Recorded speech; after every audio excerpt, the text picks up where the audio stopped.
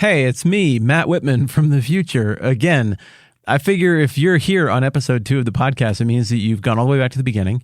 You listened to the first one. You're thinking like, maybe this will become a part of the thing that I do. Maybe I'll build this into my commute, make it a part of my workout time, or store it up for the weekend when I'm mowing the lawn, or whatever it is you might do. Look, that is awesome of you to even consider it, and I'm super grateful, and that's why I wanted to jump back in here and say thanks for trying out a second episode. I really appreciate it. Also, I wanted to encourage you again, think about the story that you know, the very, very best of all of the stories ever. It's a movie or a book. When I was a kid, I memorized the entire Princess Bride because I was a sad, sad, sad little boy, and also because it's a really good movie, and I got that story in my hip pocket. I know it frontwards and backwards. Well, the Bible is one of those things that a lot of times we imagine, you just get the highlights, the little bits about making sure you don't do naughty things, or the very best quips from Jesus, or the most interesting, miraculous claims, or bold, bloody stories, and things like that. But again, my friend, the invitation here is to something much more than that. I want you and I to understand one book of the Bible, for now, Matthew, as well as you understand the most familiar story to you in all of your life. I think it can be done, and I think once you get to that level, you start to really appreciate the beauty and see the depth of this thing that maybe escapes us if we take a more surfacey or quick-paced approach. So thank you again for being here and giving it a listen. I hope it turns out to be a long-haul thing for you and I. All right, here's the second episode.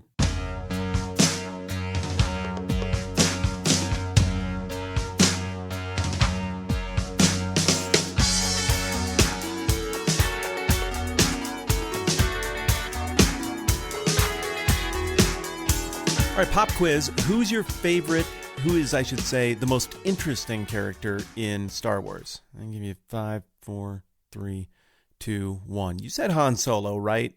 Hey, come on. If you didn't, don't admit that to anybody. It's obviously Han Solo. And part of that has to do with how Harrison Ford handles the role. Part of that has to do with really being a pretty well-written character. And a lot of that has to do with Han Solo just being an example in a long line of historical examples of the rogue with the heart of gold archetype. He's the guy who is a scoundrel, but he's got all the talent in the world, all the charm in the world, but he doesn't use it for good stuff. He weaponizes it for personal, selfish gain. He doesn't believe in anything bigger than himself. And you look at that person, you're like, oh, if that person just believed in something, they could do incredible things. They would be like my best friend ever. But you can't trust them because they're a rogue and a scoundrel in a vest. And then something happens in Star Wars, and this is the thing that you want maybe the most of anything, is to see that guy come around. And when he shows up in the trench run in episode 4 and bails out Luke, and if you don't know what any of this means, you're fine. You don't need to know Star Wars stuff. But if you do, you're tracking. That's a great moment because the hero gets bailed out, but he gets bailed out by the person you wanted to see change the most. You get that satisfaction. And what happens after that is that we get a Han Solo who is still a little bit of a scoundrel, but all of those character traits are now pointed at something bigger than himself that matters. Well, in the Gospel of Matthew, we run into this character Matthew, who also happens to be the author of the book of Matthew, who I think is the exact same kind of guy. If you go to St. John's Lateran, the great big Catholic church in Rome proper, it's the most impressive Catholic structure outside of St. Peter's you'll ever see. And you go in there, and it's a hall of disciples. And so you get, all of these guys. I don't think Judas got a statue, but everybody else gets a big, giant, triple-size, larger-than-life granite or marble statue. And they're all looking down on you with their enormous beards and muscles because they're all that kind of Renaissance-era idealization. And you get to Matthew, and he doesn't look like somebody you could relate to. He doesn't look like a scoundrel. He looks like almost a minor Greek god. And I think it's really easy when we picture the disciples to imagine the best Christians, the best religious people, the best humans ever. But they weren't, and you know this. I mean, they were all screwy and had weird quirks and everything else. But I find Matthew's story the most compelling. I like his story so much because he is the Han Solo of the Bible. He is a complete sellout and traitor to his team. He only cares about himself and his own stuff.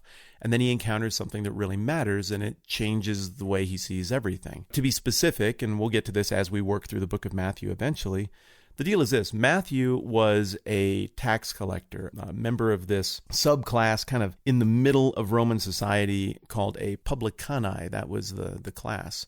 The tax collection system was, I don't know, I guess you'd have to say worse than it is now. I don't want to be political and offend people who really, really like getting taxed, but it's pretty screwy and arbitrary now even, but it was even screwier and arbitrarier in the 1st century AD, because what happened is Rome emerged out of the Italian peninsula a few centuries before the time of Jesus, and they learned from some of the mistakes of their predecessors. And so what they would do is they would go and conquer these different kingdoms, these different nations, and then they would allow a local ethnic ruler to remain in place. Sometimes they would call that an ethnarch or a client king. And this client king's job was to provide order and make sure the taxes got paid. And what they found was it made the bitter pill of Roman occupation go down much easier for most people groups, because these people groups still felt like they were being ruled by someone who was a part of them, or maybe even an extension of the dynasty that was conquered by the Romans in the first place. And so that setup is present in the 1st century in Galilee, in Judea, in what we would call modern-day Israel. And so the work of collecting taxes then was one where Rome, I think, wanted a little bit of insulation, so that even though they knew dang well they were the bad guys, maybe they wouldn't be so much the bad guys. And who wants to oversee a complex network of tax collection and codes when instead you could just do it the way they did it, which was to find some people who were well connected locally, give them basically a 007 license to tax, and send them out and be like, hey, we expect to get about this much in taxation from you in your region. That's really all we have for you. Good luck. Go get them. There was kind of a wink, wink, nod, nod acceptance that these tax collectors would go out and shake people down for whatever, Rome's portion as well as their portion. This was a good system for Rome.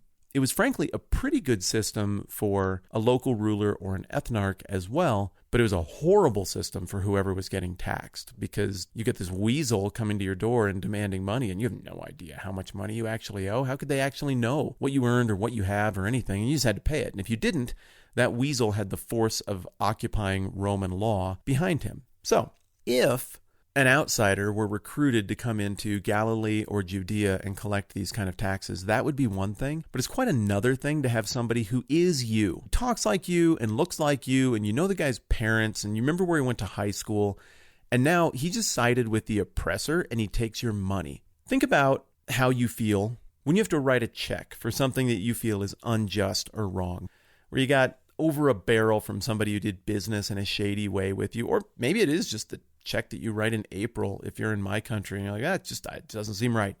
That's I don't like the way the taxes are spent. That was too much. It's bitter, but it's not personal. It doesn't feel human usually when you get shaken down in that way.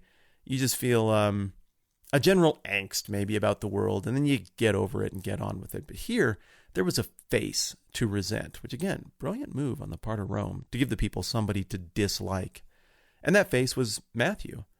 And so we get the account in Matthew chapter 9, something we'll look at way more in depth down the road, of this guy who's sitting at his little adorable tax collection booth in a town where he knew a whole bunch of other people from other towns would have to come and do business at an intersection where he knew they would have to walk by. And, I'm sure everybody walked by that guy with their hoodie pulled over their face or trying to act distracted and look the other way and hoping he wouldn't notice them and call them out. But instead of Matthew, the sellout traitor to his own religion and his own people, calling somebody out and flagging them down and making them come over and pay tribute, he instead gets called out and flagged down. And you know what? I was going to just get into actual Bible content later, but I have one of these right here. Matthew 9:9. As Jesus went on from there, he saw a man named Matthew sitting at the tax collector's booth. "Follow me," he told him. And Matthew got up and followed him. And while Jesus was having dinner at Matthew's house, many tax collectors and, quote, sinners came and ate with him and his disciples. And when the Pharisees saw this, they asked his disciples, "Why does your teacher eat with tax collectors and, quote, sinners?" On hearing this, Jesus said, "It's not the healthy who need a doctor, but the sick. But go and learn what this means. I desire mercy, not sacrifice, for I've not come to call the righteous, but sinners." So Matthew is Han Solo. He gets called out, he gets flagged down in a way that is very subtly, thematically appropriate for what his job and his gig has been. And the calling is incredible. I mean, and Matthew is writing this book. The most pivotal thing in his entire life happens. And the way he describes it is Jesus was like, "Follow me." He told him, and Matthew got up and followed him. How would you tell the story of the most pivotal thing that's ever happened in your life? I'm guessing you would get into all the details and talk about how you felt, and it would be this big, dramatic epic where you or I are the star of our own story. And that's how we tell stories. So why would Matthew do it like this? Well, because he had been following one master that he'd been weaseling for, and then he got called out in the light by a master that was actually worth following, and the master was the entire point, not Matthew. So he doesn't give us his whole story. He doesn't obsess about himself, because the conversion was as simple as Jesus saying, "Follow me," and Matthew was like, "Yep, all right, I'm in." And guess what? People didn't like it. It's weird, and they pushed back on it, but Jesus made it clear, I didn't come here to get the impressive, self-assured people who are already sure they're right about everything.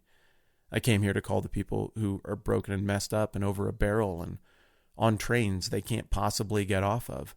And that's why Matthew is suddenly along for the ride.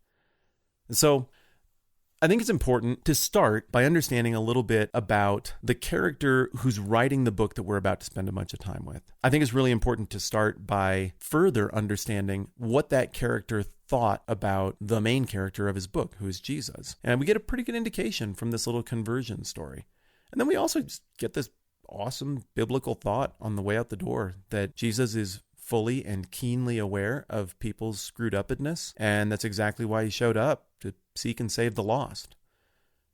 I don't know, I don't mean to get too personal application-y here, but that's a very helpful thing to remember and bear in mind as we go through the moments of life and the beats of success and failure, is that before the foundation of the earth was put in place, we're talking about a God here who holds himself out as having known exactly everything that would be weird and off and wrong about us, and still showed up at our little metaphorical tax collector's booth and called us out of that situation and into the situation where we follow him.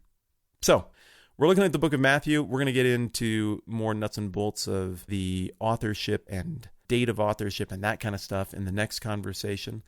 But I think it's a cool place to start, to look at Han Solo, Matthew, rogue archetype, turned from caring only about himself and stupid stuff to caring about something that matters. Okay, more on Matthew tomorrow. I'm Matt. This is the 10-Minute Bible Hour podcast. Let's do this again soon.